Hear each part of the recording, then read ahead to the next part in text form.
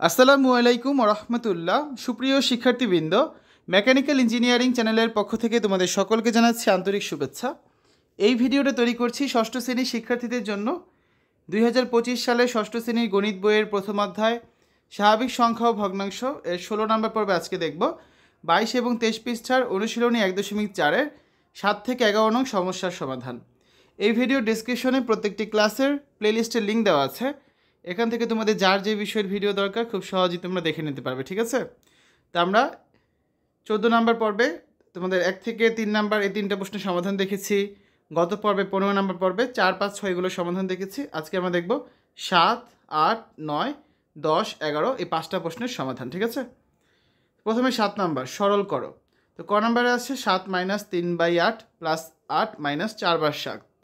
তাহলে প্রথমে হচ্ছে আমরা পূর্ণ সংখ্যা দুটোকে একসাথে লিখলাম, বিয়োগ ভগ্নাংশ দুটোকে একসাথে লিখলাম, ঠিক আছে? তো 7 আর 8 যোগ করলে কত? 15 বিয়োগ যা আছে তাই। তাহলে দেখো এগুলো সবগুলো লসাগু যদি করি, 7 8-এর লসাগু কত হবে? 56। তাহলে 15 গুণ 56 বিয়োগ 3 গুণ, দেখো 8-এর নাম তো 56-এর ভিতরে কবে পড়ে? 7 বার, তার মানে 3 গুণ 7 যোগ বিয়োগ 4 গুণ 7-এর নাম তো 56-এর ভিতরে পড়া যায় 8 বার, তার মানে 4 গুণ 8, অর্থাৎ এখানে 8-এর সাথে লসাগু 56।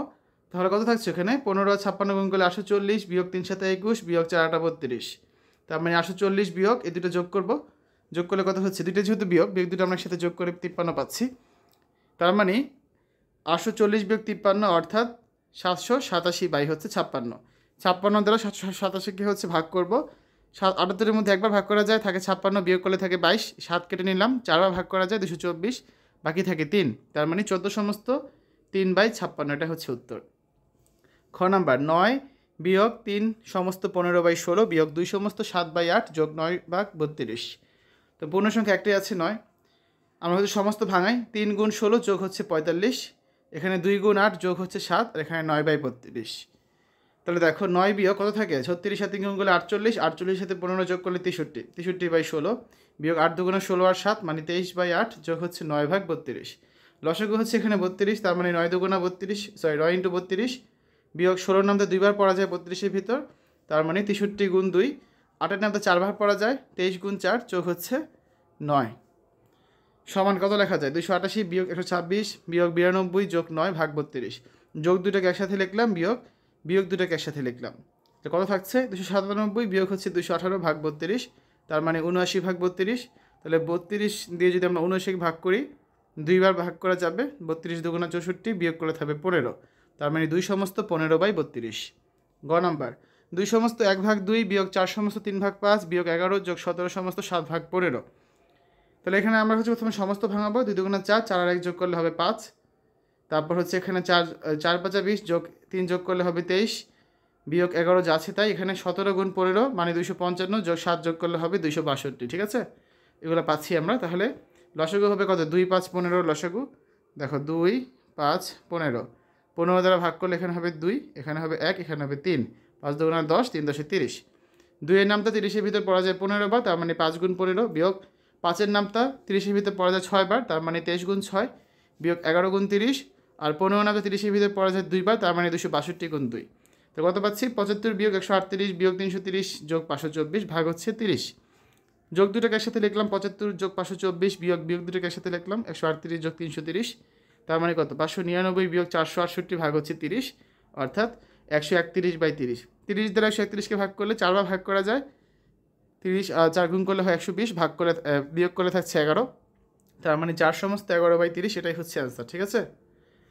8 নাম্বার, আজমাইন সাহেব তার জমি থেকে বছরে 20 সমস্ত 1/10 কুইন্টাল আমন, 30 সমস্ত 1/20 কুইন্টাল এরি এবং 10 সমস্ত 1/50 কুইন্টাল আউশ ধান পেলেন। তিনি তার জমি থেকে এক বছরে কত কুইন্টাল ধান পেয়েছেন? তিনটা যোগ করতে হবে, ঠিক আছে? প্রথমে হচ্ছে অপ্রকৃত ভগ্নাংশ প্রকাশ করবো, মিশ্র ভগ্নাংশকে, তারপর ভগ্নাংশগুলো যোগ করব। তো আজমাইন সাহেব তার জমি থেকে মোট ধান পেলেন এত যোগ এত যোগ এত কুইন্টাল, তার মানে 20 আর 10 গুণ করলে হয় 200, 200 আর 1 যোগ করলে 201, তারপর 30 আর 20 গুণ করলে 600, 600 আর 1 যোগ করলে 601, 10 আর 50 গুণ করলে 500, 500 আর 1 যোগ করলে 501। 10, 20 আর 50-এর লসাগু হচ্ছে কত? 10, 20 আর 50-এর লসাগু হচ্ছে 100। তোমরা লসাগু করে দেখবে। 10-এর নাম তো 100-এর ভিতর পড়া যায় 10 বার, তার মানে 201 গুণ 10 অর্থাৎ 2010। 20-এর নাম তো 100-এর ভিতর পড়া যায় 5 বার, তার মানে 601 গুণ 5, তার মানে 3005। 50-এর নাম তো 10-এর ভিতর পড়া যায় 2 বার, তার মানে 501 গুণ 2 অর্থাৎ 1002। এত কুইন্টাল, যোগ করে পাচ্ছি 6017 ভাগ 100 কুইন্টাল। তার মানে 100 দ্বারা 6017কে ভাগ করলে আমরা পাচ্ছি 60 সমস্ত 17/100 কুইন্টাল। এটাই হচ্ছে অ্যান্সার। অতএব তিনি তার জমি থেকে এক বছরে 60 সমস্ত 17 ভাগ 100 কুইন্টাল ধান পেয়েছেন। 9 নম্বর প্রশ্ন, 25 মিটার লম্বা একটি বাঁশের 5 সমস্ত 4 ভাগের 25 মিটার কালো, 7 সমস্ত 1 ভাগের 4 মিটার লাল এবং 4 সমস্ত 3 ভাগ 10 মিটার হলুদ রং করা হলো। বাঁশটির কত অংশ রং ভাগ করা বাকি রইল? তাহলে মিশ্র ভগ্নাংশে অপ্রকৃত ভগ্নাংশে প্রকাশ করব আর বাঁশের মোট দৈর্ঘ্য থেকে প্রাপ্ত যোগফল বিয়োগ করব। ঠিক আছে, প্রথমে হচ্ছে আমরা সবগুলো যোগ করব, কী কী কালার রং করা হয়েছে সমস্ত ভাঙাই। 5 আর 25 গুণ করলে হবে 125, তার সাথে 4 যোগ করলে হবে 129, এই যে 4 আর 7 হচ্ছে 28, 28-এর সাথে 1 যোগ করলে হবে 29, 4 10 40, সাথে 3 যোগ করলে হবে 43, যে যা আছে তাই। তাহলে দেখো 25, 4 আর 10-এর লসাগু হচ্ছে কত? 100।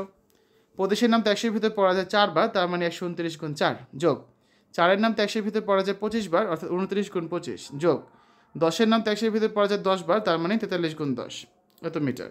তো এখানে 10, 25 আর 4-এর লসাগু হচ্ছে কত? 100। তাহলে কত পাচ্ছি আমরা? গুণ করে 516 যোগ হচ্ছে 725 যোগ 430 ভাগ 100, তার মানে 1671 ভাগ হচ্ছে 100 মিটার। অতএব বাসটির রং করা বাকি রইল কত? 25 বিয়োগ 1671 ভাগ 100 মিটার। তার মানে দেখো, যদি 100 লসাগু হয় এখানে, তাহলে 25 গুণ 100 বিয়োগ হচ্ছে 1671, অর্থাৎ 2500 বিয়োগ 1671, তার মানে থাকে 829 ভাগ 100, অর্থাৎ 100 দ্বারা যদি ভাগ করি 8 সমস্ত 29/100 মিটার, এটাই হচ্ছে অ্যান্সার।